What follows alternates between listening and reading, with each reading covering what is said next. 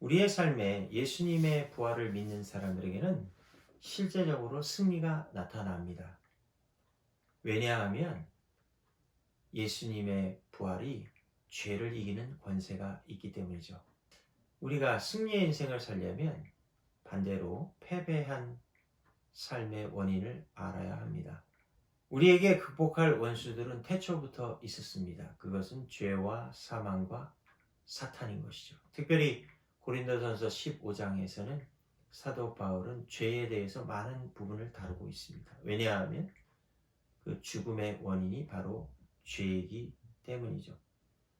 죄라는 것은 인간의 내면에 하나님께 저항하는, 대항하고 대적하는 악의 세력이라고 할 수가 있습니다. 이러한 악의 세력을 해결하는 길은 인간에게 있지 않습니다. 그것은 하나님께서 죄인들에게 믿음이라는 선물을 주셔야만 되는 것이죠.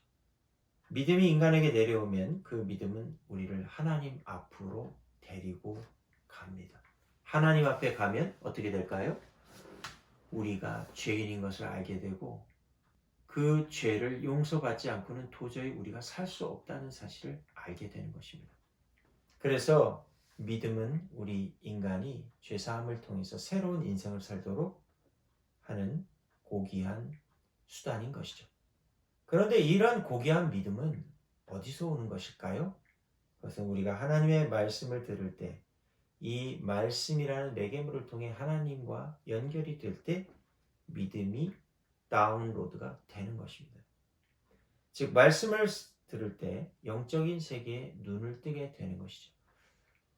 구약에 보면 민수기 22장에 발람이라는 선지자가 있었습니다. 아주 탁월한 선지자였지만 그의 영적인 눈이 돈에 대한 탐욕 때문에 가려지게 됐습니다. 하지만 나귀를 통해서 책망의 말씀을 들었을 때 그의 영적인 눈을 뜨게 되고 자기 눈앞에 서 있는 칼을 빼들고 서 있는 천사를 보게 됩니다. 그리고 회개하게 되는 것이죠. 즉 하나님의 말씀을 통해 우리의 영적인 눈이 떠질 때만이 우리가 회개가 되는 것이고 회개할 때 믿음과 축복의 세계로 들어가게 되는 것입니다. 둘째, 인간의 승리는 예수님 안에 있습니다. 우리가 알아야 하는 것은 인간에게 승리가 있지 않다는 것입니다.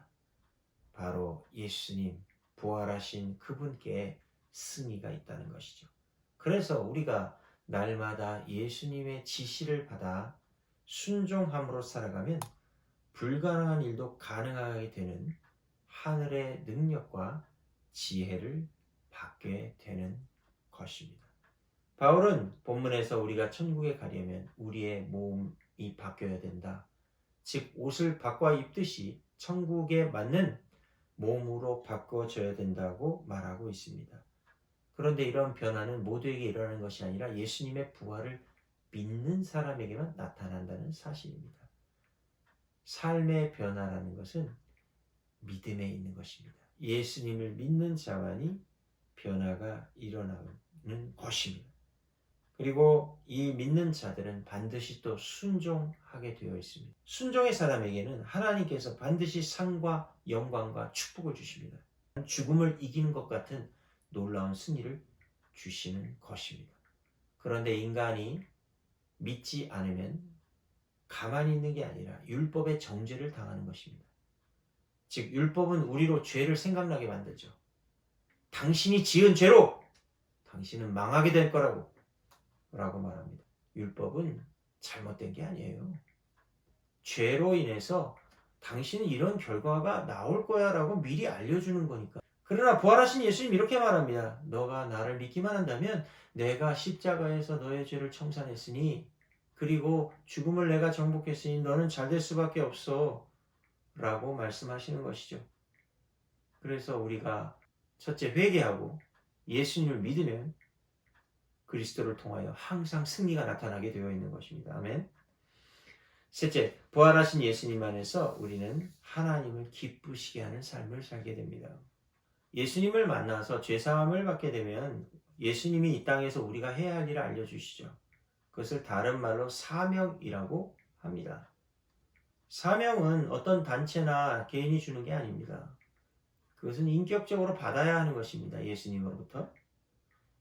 그래서 하나님의 선하시고 완전하신 뜻을 이루어내는 것이 사명입니다. 어떤 일이 아니죠. 사람이 예수님을 만나기 전에는 자기 뜻을 이루려 고집이 엄청나게 세집니다. 자기를 위해 사는 게 자기의 사명이라고 착각하기 때문이죠. 그러나 예수님 만난 사람들은 예수님의 뜻을 이루기 위해서 언제든지 자기의 뜻과 스타일을 버리고 부인합니다. 그래서 사도 바울이 나는 날마다 죽는다고 했잖아요. 자기가 없는 거예요. 주님의 뜻을 이루기 위해서 언제든지 나는 버릴 수 있다는 것이죠. 그래서 예수님 만난 사람들의 특징은 유연한 사고를 한다는 것이고 만나지 못한 사람들은 매우 고집스럽고 억척스럽습니다.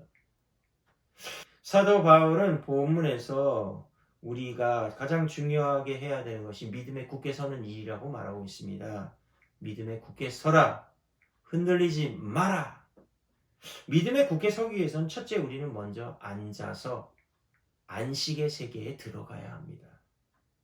예수님께서 나를 위해 행하신 일, 십자가와 부활로 승리를 하셨기 때문에 우리가 이 예수님의 진리대로 살아간다면 반드시 승리한다는 믿음을 가지고 우리 주변에 있는 사람들을 용서하고 축복하고 또 염려와 욕심을 제거하는 일을 해야 합니다. 그래서 하나님은 우리의 입에 주목하십니다. 우리가 우리의 사정을 입을 열어 고백할 때 하나님께서 그것을 승리로 바꿔주시죠. 실패한 게 문제가 아닙니다.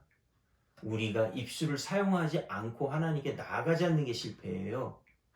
우리가 실패했을지라도 그것을 주님께 들고 나아가서 입술로 고백하면 승리로 바꿔주시고 그것을 극복할 수 있는 놀라운 지혜를 주십니다.